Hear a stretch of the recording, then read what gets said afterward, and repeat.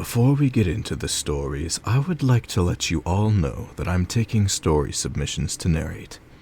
I will credit you in the description of the video unless you ask me not to, so if you have an experience or story in mind that you would like me to read, then you can email me at feedingonfear@gmail.com, and I will be sure to include it in my videos.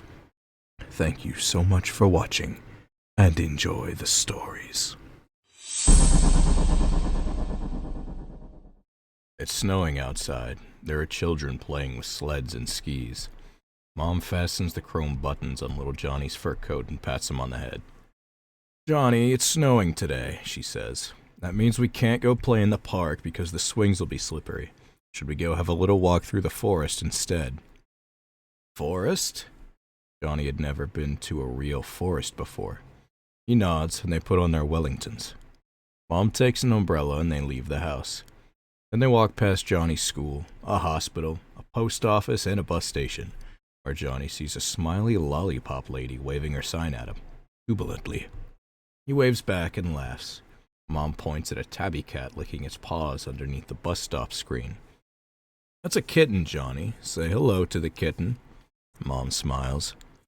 "Hello, kitten," repeats little Johnny, waving. They reach the outskirts of the forest, and Mom holds Johnny's hand. A warm glow radiates from her smile.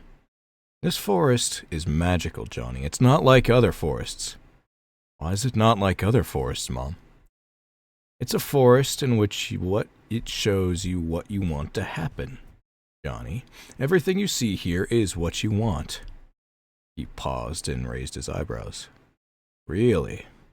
"Of course, honey." Was this forest really magical? Now he really was beginning to anticipate the advance. He'd never encountered anything magical before. He found it slightly difficult to believe. But he would believe, because adults never lie. "Mom, I already know what I'm going to see inside." "Oh yeah? What are you going to see?"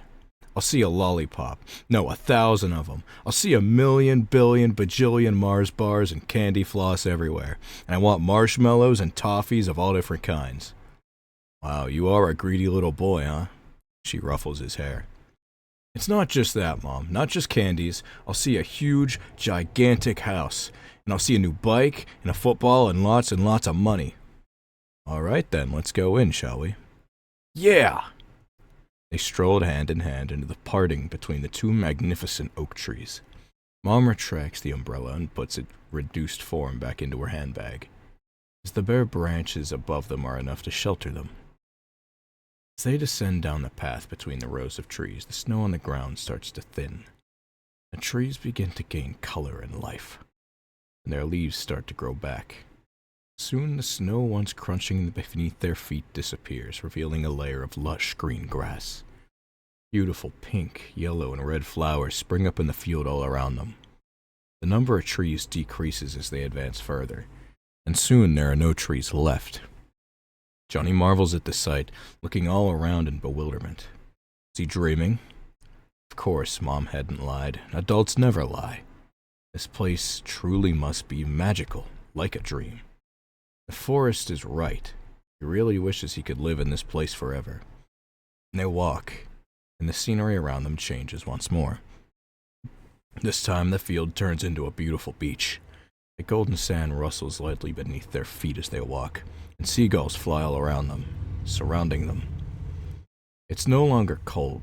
The sun glows above them, and Johnny sees a fun fair with all different types of rides. There's also an ice cream van and a funny clown. Johnny liked the field just now, but he likes this place even better. Again, the forest is correct. He definitely wants this place. In fact, he has an urge to live in this golden utopia for the rest of his life. Thunder crashes in the distance, and instead of the usual gray, gloomy scene which accompanies it, multicolored clouds made of candy floss covered the sky. Orange, blue, pink, red. John even sees a rainbow-colored cloud. Rainbow-colored banknotes fall from the sky, landing in Johnny's hair. "Mom, quick, get the umbrella," yells Johnny. Mom takes it out of her purse and laughs with him, as she opens it up and turns it upside down, collecting the multicolored banknotes. The sky clears and the sun's shining again. The banknotes disappear. Johnny doesn't mind. because as they approach the ice cream van, it turns into a giant blue mansion in front of his eyes. A huge house, the exact one he saw in his dreams, which he had dreamed of having since he was very young. Mom encourages him to approach it, so he walks up the steps and knocks on the door. The door opens, and a million, billion, bajillion Mars bars and gummy bears spill out like a landslide, knocking him over. He slides back to Mom in the avalanche of candies and then lies down. He spreads his arms and legs and moves them back and forth like windscreen wipers, making a candy angel in the ground. Mom laughs and points at the rockery. A shiny bike with a red frame leans proudly against the wall. Yellow and green football gleams alongside it. Johnny gasps, rising from the angel-shaped void inside the candy, and runs towards them. But Mom stops him. "Johnny, we don't have much time. Let's go through all the goodies in the forest first. Then you can come back and pick your favorite thing, all right?" He resists the temptation to try out the bike and kick the football. He holds Mom's hand again, and they leave the mansion. As they descend further, the sky darkens and the sun's covered by gray clouds. This time they're not made of candy floss. Johnny wonders if this is just a transition phase between this scene and the next, but the sky continues to become blacker. The trees return, leafless and ominously twisted. Johnny's afraid and confused. Are they walking out of the forest? He knows he doesn't want this. It makes him upset, and he grips Mom's hand tighter. "Mom, I'm cold. I don't want to walk in anymore. I want to go home." "Mom?" Mom's hand feels icy and solid. Johnny looks down and is shocked to see that Mom's hand is no longer there, and the hand he holds is made of glass, like an ornament. A glass model of a human hand, completely transparent, and he can see his own fingers through its palm. The shape of Mom's ring is still clearly visible around her finger. He inhales sharply and then looks to the left of him. Mom isn't there, but her glass hand still holds his. He screams and immediately releases it, dropping the glass hand. It falls to the floor where it smashes into 1,000 pieces. Now broken glass is strewn around the floor in front of him. Mom is still nowhere to be seen. He stands dumbfounded for a few seconds, and then he starts crying, looking around the forest, which is now completely shadowed in gray. "Mom, I'm scared. What's going on?" Suddenly, Mom appears in front of him. Before he runs to her and hugs her, something makes him shudder in terror. He whimpers and stops a few feet before her, cowering. The new Mom has a dull, threatening expression. "Mom, what happened to your hand?" Mom's left hand was missing. "Johnny, you broke Mom's hand," she half says, half whispers, pointing at the glittering mess on the ground behind him. Thin, willowy branches cast ominous, almost diabolical shadows over her face. "It's your fault that I don't have a hand now, Johnny. You did that. You wanted that to happen, didn't you?" "What?" Confusion, bewilderment, terror. What is going on? The once ecstatic child now struggles to control his runny nose. He's entrapped in a fierce nightmare. Johnny looks around felinely, like a startled cat. "Mom, I didn't want that to happen, I swear. I never wanted to break your hand. I'm sorry."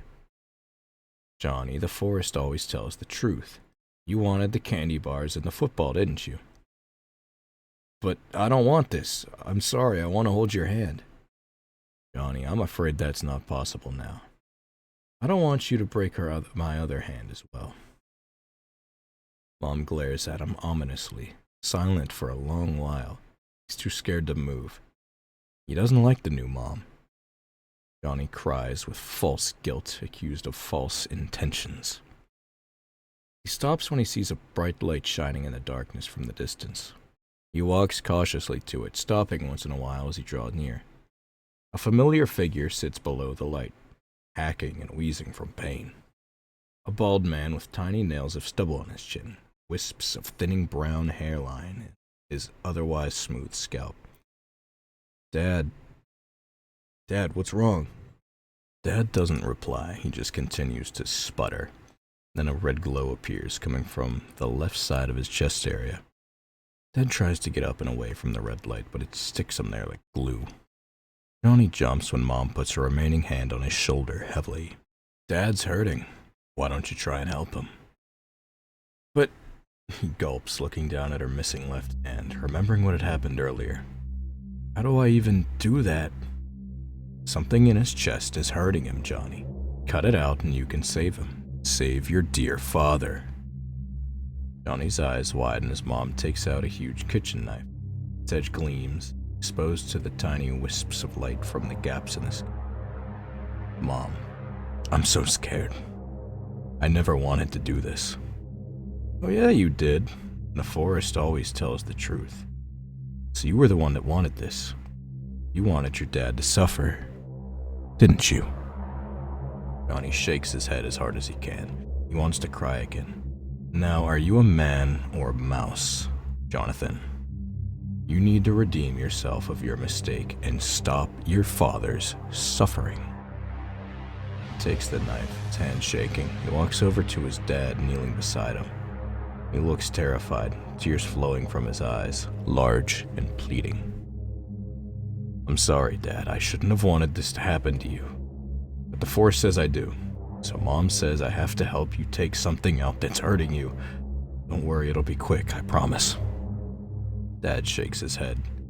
Johnny takes the knife and begins to make an incision. Dad screams and howls while Johnny cries. Surprisingly, his flesh cuts easily, and no blood comes out.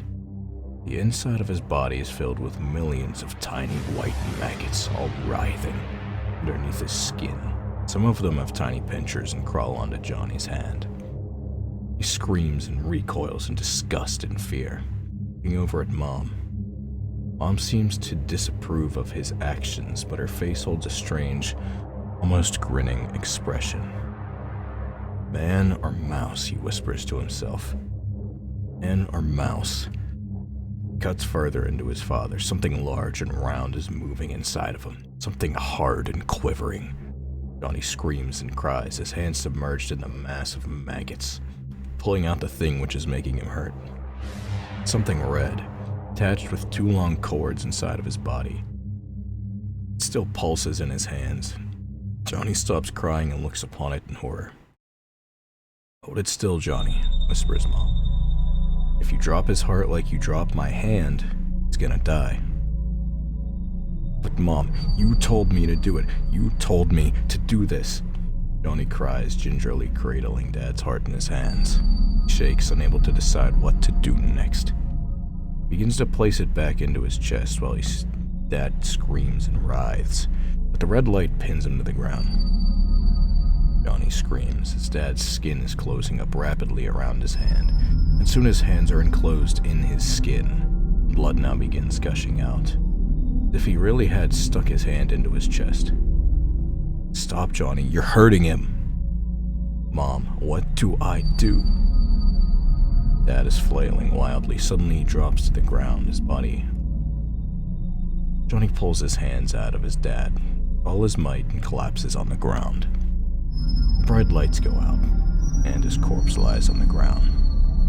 His mom cries. Johnny, look what you've done. Why would you want such a terrible thing to happen? I don't, Mom. I said I don't. I don't know why it's happening. I really don't want this to happen. You killed your own father.